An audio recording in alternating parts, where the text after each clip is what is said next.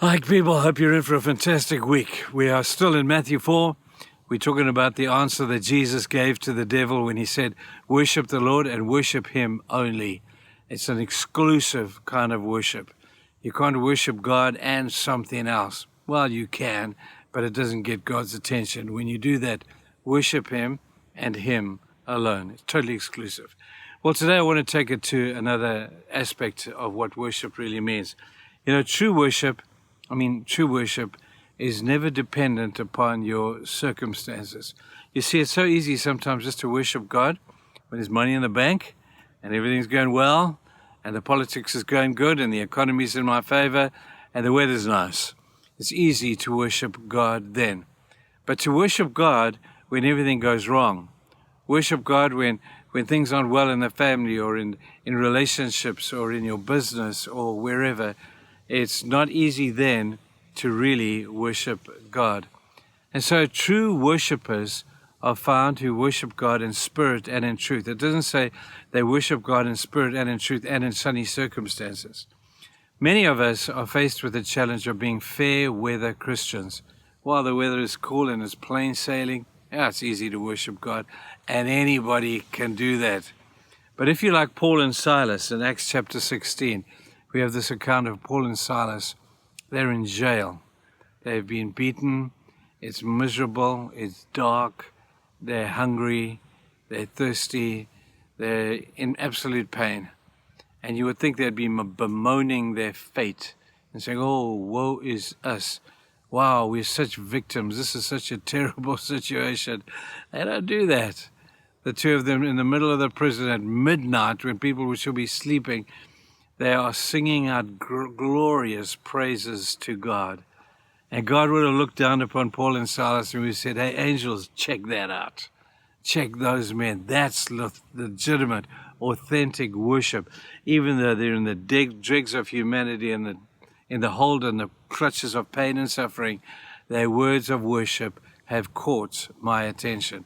Angel, go down there and release those men from the prison that has captivated so many others.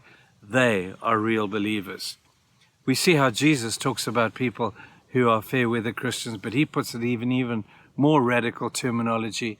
Jesus says to us, he says, if you want to follow me, you've got to take up your cross and you've got to follow me.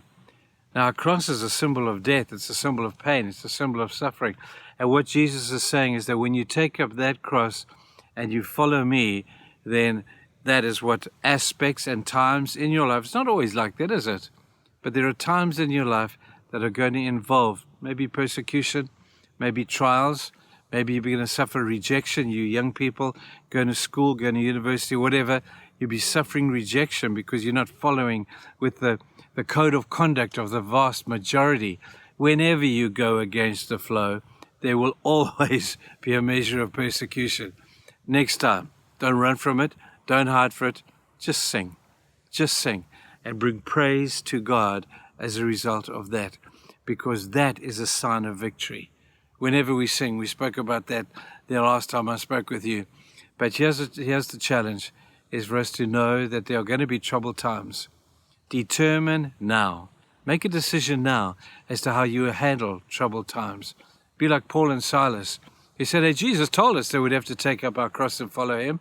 If we want to do that, then this is normal. We were told to expect this. I'm telling you the same thing, and I'm telling you to do the same and have the same response as them, that you too will continue to worship even when circumstances really don't go your way. I love the words of Job in Job 13:15, and he's going through unbelievable pain. I don't think many people go through as much pain as this guy went. Lost his business, lost his family, lost everything in one day, lost his health another day. And as everybody, even his own wife, was advising him just to curse God and die, man. Just curse God and die. And then he said this, words of great victory. This is not a man with a victim's mentality. He said, even though he, God, slay me, yet will I trust him. Yet will I love him. Yet will I continue to worship him, even if he allows these things to happen in my life. Strengthen your faith with these thoughts. Think about them. Plan for those events and then just press the button when you've got your plan, when it happens, and I bet you it's going to see you through, and God too will play a far greater role in your life than maybe presently He is. Think about that today, and you're going to have a good one. Bye-bye.